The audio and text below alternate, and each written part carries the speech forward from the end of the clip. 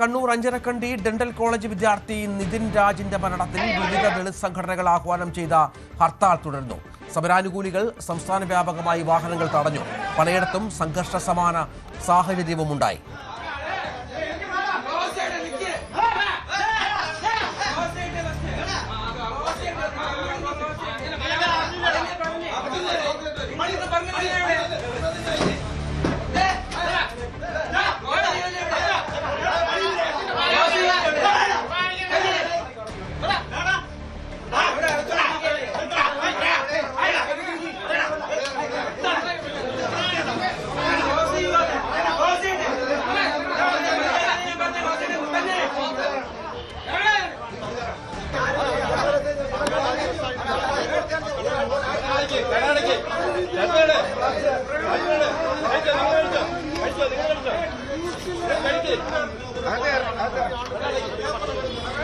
VIT entrance പരീക്ഷ എഴുതാനെത്തിയ വിദ്യാർത്ഥികൾ വലഞ്ഞു. കോട്ടയം തെരുതക്കരയിൽ ആംബുലൻസ് അടക്കമുള്ളവ കുടുങ്ങി.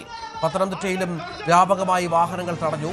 അടൂരിൽ യാത്രക്കാരെ സമരാനുകൂലികൾ തടഞ്ഞത് പ്രതിഷേധത്തിന് ഇടയാക്കി.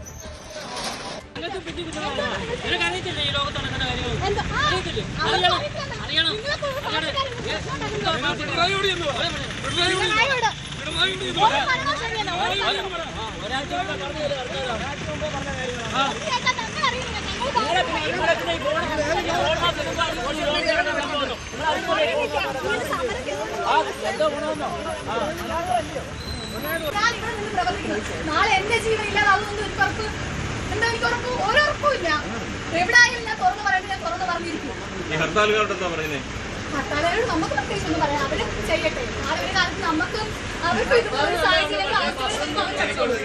തിരുവനന്തപുരത്ത് ഹർത്താൽ ശക്തമായി. തമ്പാനൂർ ബസ് സ്റ്റാൻഡിന് മുന്നിലടക്കം KSRTC ബസ്സുകൾ തടഞ്ഞു. MG റോഡിലെ മുഴുവൻ കടകളും സമരക്കാർ അടപ്പിച്ചു. കടകൾ അടയ്ക്കാൻ തയ്യാറാകാത്തത് സംഘർഷത്തിനിടയാക്കി. കഴക്കൂട്ടം മുതൽ കണിയാപുരം വരെ മണിക്കൂറുകൾ നീണ്ട ഗതാഗതക്കുരുക്കുണ്ടായി. നിതിൻ രാജിന്റെ മരണത്തിന് ഉത്തരവാദികൾക്കെതിരെ ശക്തമായ നടപടി ആവശ്യപ്പെട്ടുകൊണ്ടും റാം ഉൾപ്പെടെയുള്ള അധ്യാപകരെ അറസ്റ്റ് ആവശ്യപ്പെട്ടുകൊണ്ടും 52ഓളം സംഘടനകൾ നടത്തിയ ഹർത്താൽ തിരുവനന്തപുരത്ത് അതിശക്തമായി മാറുകയായിരുന്നു. രാവിലെ മുതൽ സമരാനുകൂലികൾ KSRTC ബസ്സുകൾ ഉൾപ്പെടെയുള്ള ഗതാഗത സംവിധാനങ്ങൾ തടഞ്ഞു. തമ്പാനൂർ ഉൾപ്പെടെ ആശുപത്രിയിൽ പോകാനെത്തിയ ആളുകളെ പോലും സമരക്കാർ തടഞ്ഞത് സംഘർഷത്തിനിടയാക്കി. സാധാരണ രാഷ്ട്രീയ പ്രമുഖ CPM കോൺഗ്രസോ ഇല്ല BJP നടത്തുന്ന രാഷ്ട്രീയ പാർട്ടി നടത്തുമ്പോൾ ബസ്സുകൾ ഇറക്കാറില്ല. പരമാവധി അവർ ഒഴിച്ചു നിർത്തും. പക്ഷേ ഇത് പട്ടികജാതിക്കാരുടെ ഹർത്താൽ ആയതുകൊണ്ട് അവർ ഈ ബസ് ഓടിച്ചുകൊണ്ട് നമ്മളെ ഹർത്താലിനെ അല്ലെങ്കിൽ നമ്മളെ ഈ സമരത്തെ വില കുറച്ച് കാണാനുള്ള ഒരു ശ്രമമാണ് ഈ ഭരണകൂടത്തിൽ നടത്തുന്നത്. 10 മണിയോടുകൂടിയാണ് സമരക്കാർ പ്രകടനമായി തമ്പാനൂർ ബസ് സ്റ്റാൻഡ് മുന്നിൽ നിന്ന് ഈസ്റ്റ് ഫോർട്ട് വഴി സെക്രട്ടേറിയറ്റ് മുന്നിലേക്ക് മാർച്ച് ചെയ്തത്.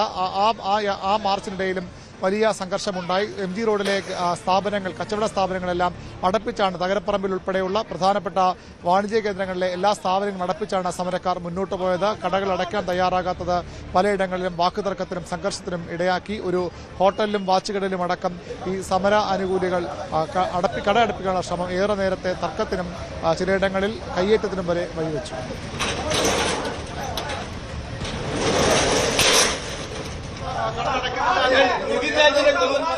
നിതിൻ രാജിനെ കൊന്ന കൊലയാളികളുടെ അങ്ങനെ അറസ്റ്റ് പിണറായി സർക്കാർ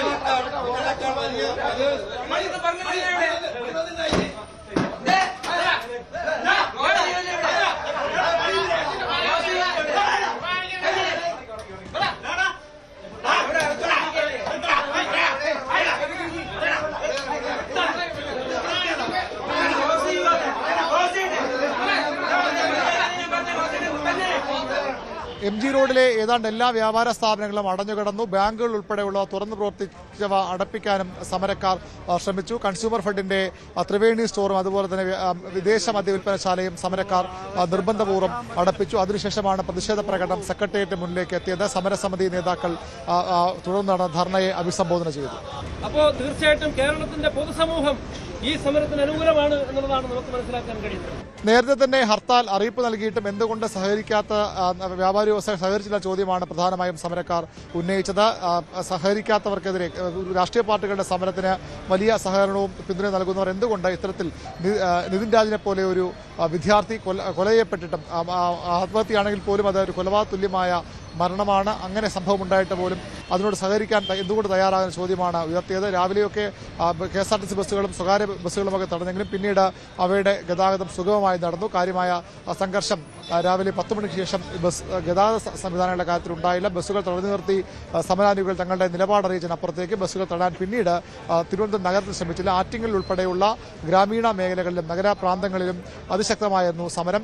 എല്ലായിടത്തും വാഹനങ്ങൾ രാവിലെ തടഞ്ഞു. അതിനുശേഷം വാണിജ്യ സ്ഥാപനങ്ങൾ, കടകളൊക്കെ അടപ്പിച്ചാണ് സമരം മുന്നോട്ട് പോയത്. റാമിന്റെ ഉൾപ്പെടെയുള്ളവരുടെ അറസ്റ്റ് വൈകിയാൽ ഇനിയും ശക്തമായ സമരത്തിന് തയ്യാറാകുന്ന മുന്നറിയിപ്പോടുകൂടിയാണ് ഹർത്താൽ പുരോഗമിച്ചത്. കോഴിക്കോട് പലയിടത്തും ഒറ്റപ്പെട്ട ആക്രമണമുണ്ടായി. ബാലുശ്ശേരി, പേരാമ്പ്ര, ഉള്ളിയേരി എന്നിവിടങ്ങളിൽ ഹർത്താൽ അനുകൂലികൾ സ്വകാര്യ ബസ്സുകൾ തടഞ്ഞു. കൂരാച്ചുണ്ടിൽ പ്രതിഷേധക്കാർ ഫെഡറൽ ബാങ്ക് അടപ്പിച്ചു. ഉള്ളേരിയിൽ വാഹനം തടഞ്ഞ ദളിത് കോൺഗ്രസ് കോഴിക്കോട് ജില്ലാ വൈസ് പ്രസിഡന്റ് MC അനീഷിനെ യാത്രക്കാരൻ മർദ്ദിച്ചതായി പരാതി ഉയർന്നു. കോഴിക്കോട് ജില്ലയിലെ ജനജീവിതത്തെ ഹർത്താൽ കാര്യമായി ബാധിച്ചില്ല. KSRTC ബസ്സുകളും സ്വകാര്യ ബസ്സുകളും സർവീസ് നടത്തുന്നുണ്ട്. ഒപ്പം സ്വകാര്യ വാഹനങ്ങളിലും ജില്ലയിൽ എല്ലായിടത്തും നിരത്തിലിറങ്ങിയിട്ടുണ്ട്. കടകമ്പോളങ്ങൾ പലയിടങ്ങളിലും തുറന്നു തന്നെ കിടക്കുന്ന ഒരവസ്ഥയിലേക്ക് കാര്യങ്ങൾ നീങ്ങുന്നു. നഗരത്തെ കാര്യമായി തന്നെ ബാധിച്ചിട്ടില്ല. നേരത്തെ മാനാഞ്ചിറ ഭാഗത്ത് ഹർത്താൽ അനുകൂലികൾ പ്രകടനം നടത്തുകയും വാഹനങ്ങൾ തടയാൻ ശ്രമിക്കുകയും ചെയ്തു. പോലീസ് പ്രതിഷേധക്കാരെ അപ്പോൾ തന്നെ അറസ്റ്റ് ചെയ്ത് നീക്കുകയും ചെയ്തു. ഒപ്പം നഗരത്തിൻ്റെ പുറത്തുള്ള ഗ്രാമീണ മേഖലകളിൽ ചിലയിടങ്ങളിൽ ഒറ്റപ്പെട്ട അക്രമ സംഭവങ്ങളും റിപ്പോർട്ട് ചെയ്തിട്ടുണ്ട്. പ്രധാനമായും ബാലുശ്ശേരി, പേരാമ്പ്ര, ഉള്ളിയേരി തുടങ്ങിയ ഇടങ്ങളിലാണ് ഹർത്താൽ അനുകൂലികൾ കാര്യമായി വാഹനങ്ങൾ തടയുന്നതിനും കടകമ്പോളങ്ങൾ അടയ്ക്കുന്നതിനുമുള്ള നീക്കങ്ങൾ നടത്തിയത്. കൂരാച്ചുണ്ടിൽ പ്രതിഷേധക്കാർ ഫെഡറൽ ബാങ്ക് ബലം പ്രയോഗിച്ച് അടപ്പിച്ചു. ഒപ്പം ഉള്ളിയേരിയിൽ വാഹനങ്ങൾ തടഞ്ഞ ദളിത് കോൺഗ്രസിൻ്റെ ജില്ലാ വൈസ് പ്രസിഡന്റ് MC അനീഷിനെ യാത്രക്കാരിലൊരാൾ മർദ്ദിച്ചുവെന്ന പരാതിയും ഉയർന്നിട്ടുണ്ട്. വാഹനത്തിൽ എത്തിയ ആളുകളോട് സമരത്തിൻ്റെ പ്രാധാന്യം വ്യക്തമാക്കുന്നതിനിടെ ഒരു പ്രകോപനവുമില്ലാതെ മർദ്ദിക്കുകയായിരുന്നു എന്നാണ് MC അനീഷ് പറയുന്നത്. ഞങ്ങൾ സമാധാനപരമായിട്ട് ഹർത്താൽ നടത്തുകയായിരുന്നു. അപ്പം കുറ്റ്യാടിയിൽ നിന്ന് വന്ന ഒരു ബസ്സിലെ ആൾ ഉള്ളിൽ ഇറങ്ങുകയും സമരത്തിനെതിരായി സംസാരിക്കുകയും എന്നെ പിടിച്ച് ഉന്തി എൻ്റെ ഷർട്ടൊക്കെ വരച്ച് ചീന്തി എന്നെ അടിക്കുകയും മർദ്ദിക്കുകയും ചെയ്തു. എന്നിട്ട് ആ ബസ്സിൽ തന്നെ കയറിയിട്ട് അവൻ കോഴിക്കോടേക്ക് പോയി. ആരാന്ന് മനസ്സിലായിട്ടില്ല. പിന്നെ സമാധാനമായിട്ട് നമ്മൾ അവരോട് പറഞ്ഞത് ഇന്ന് സമരത്തെ അനുകൂലിക്കണം, സഹായിക്കണം, സഹകരിക്കണം എന്നാണ് പറഞ്ഞത്. അതിനെതിരെയാണ് അവരിങ്ങനെ ചെയ്തത്. ബസ്സിലുള്ള ആളുകളല്ല ചെയ്തത്, ബസ്സിലുള്ള പുറത്തുള്ള ആളുകളാണ് ചെയ്തത്. പേരാമ്പ്ര ടൗണിലും പ്രതിഷേധക്കാർ വാഹനങ്ങൾ തടഞ്ഞു. വാഹന ഗതാഗതം നിർത്തിവെക്കണമെന്ന ആവശ്യം മുന്നോട്ട് വയ്ക്കുകയും ചെയ്തു. എന്നാൽ പിന്നീട് പ്രതിഷേധക്കാരെ പോലീസ് അറസ്റ്റ് ചെയ്ത് നീക്കിയതോടുകൂടി ഗതാഗതം വീണ്ടും പുനഃസ്ഥാപിക്കുകയായിരുന്നു. ഉള്ളേരി അടക്കമുള്ള ഇടങ്ങളിലും അല്പനേരത്തേക്ക് ഗതാഗതം സ്തംഭിക്കുന്ന രീതിയിൽ കാര്യങ്ങൾ നീങ്ങി. എന്തായാലും ആദ്യ മണിക്കൂറുകളിലുണ്ടായ ചില അനിഷ്ട സംഭവങ്ങൾ ഒഴിവാക്കിയാൽ ഇപ്പോൾ ജില്ലയിൽ ജനജീവിതം പൂർണ്ണമായി തന്നെ മുന്നേറുന്നു. എന്നാൽ നഗരത്തിലേക്ക് ആളുകളും മറ്റുമൊക്കെ എത്തുന്നതിൽ സമയത്തുണ്ടായ ചില വഴിതടച്ചിലുകളും ഈ വാഹന ഗതാഗത തടസ്സപ്പെടുത്തലും അടക്കമുള്ളവ ബാധിച്ചുവെന്നും പറയാൻ കഴിയുന്നു. എന്തായാലും ഇപ്പോൾ ജനജീവിതം പൂർണ്ണ തോതിൽ തന്നെ മുന്നോട്ട് പോകുന്ന കാഴ്ചയാണ് കാണാൻ കഴിയുന്നത്. ഇടുക്കിയിലും ഹർത്താൽ അനുകൂലികൾ വ്യാപകമായി വാഹനങ്ങൾ തടഞ്ഞു. കട്ടപ്പന, ചെറുതോണി ടൗണുകളിൽ കടകൾ അടഞ്ഞുകിടന്നു.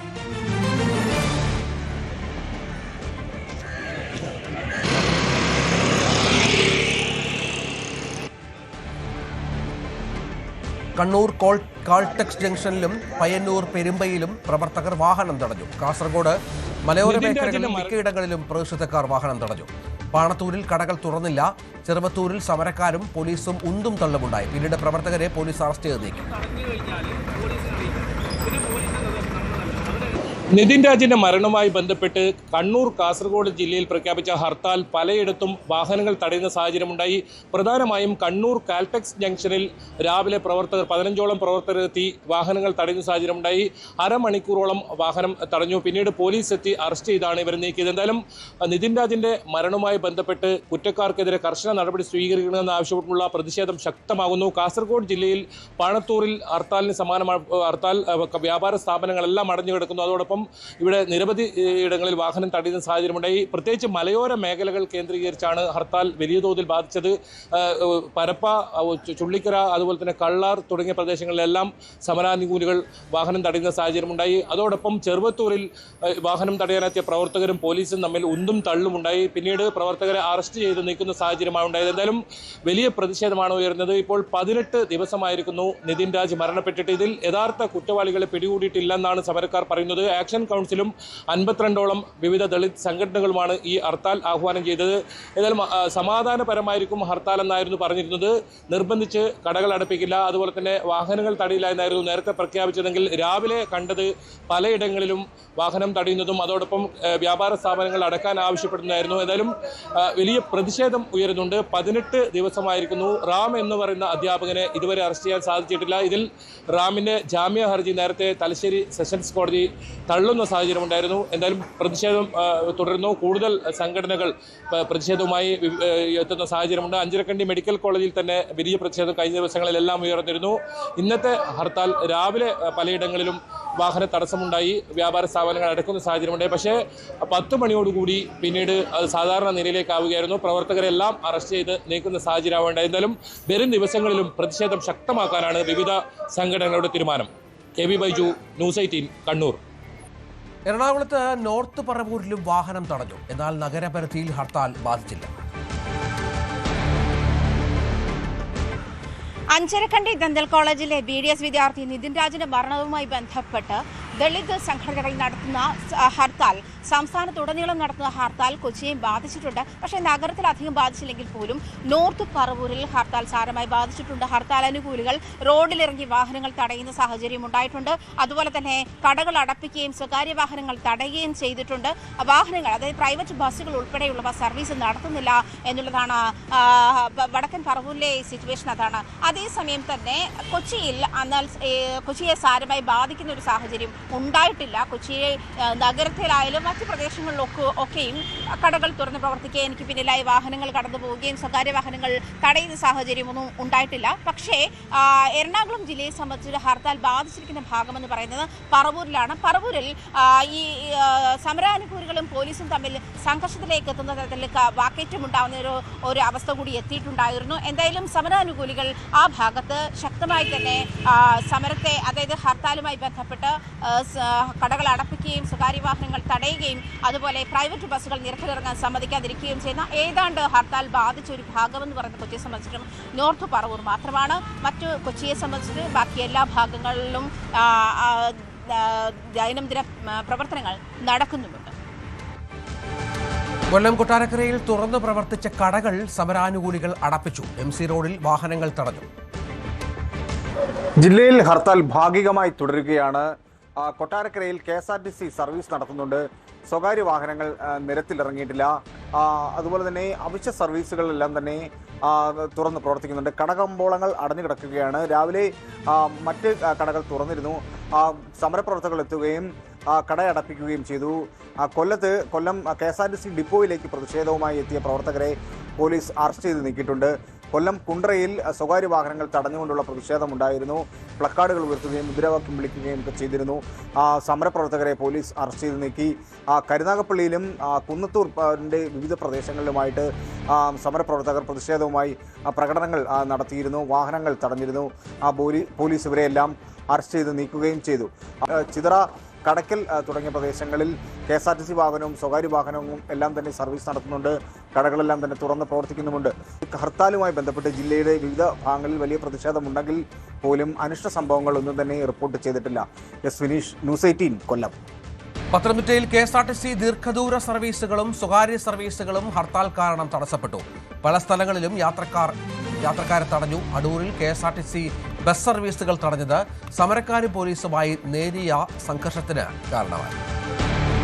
ഇടുക്കി തൊടുപുഴയിൽ ഹർത്താൽ അനുകൂലികൾക്ക് നേരെ യുവാവിന്റെ വേറിട്ട പ്രതിഷേധം. വാഹനത്തിലാണ് ഹർത്താൽ അനുകൂലികൾ രാവിലെ വാഹനങ്ങൾ തടയാൻ എത്തിയത്. ഇത് ശ്രദ്ധയിൽപ്പെട്ട യുവാവ് പോലീസുകാരെ പ്രതിഷേധം അറിയിച്ച ശേഷം ഹർത്താൽ അനുകൂലികളുടെ വാഹനം പിടിച്ചുവെച്ചു. പിന്നീട് ഹർത്താൽ അനുകൂലികളെ റോഡിലൂടെ നടത്തി തിരിച്ചയക്കുകയായിരുന്നു.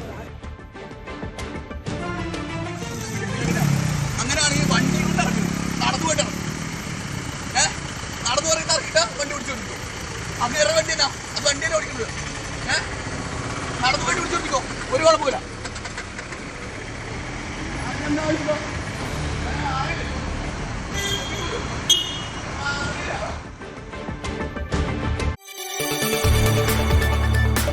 കൂടുതൽ വാർത്തകൾക്ക് news 18 Keralam YouTube channel subscribe ചെയ്യുക.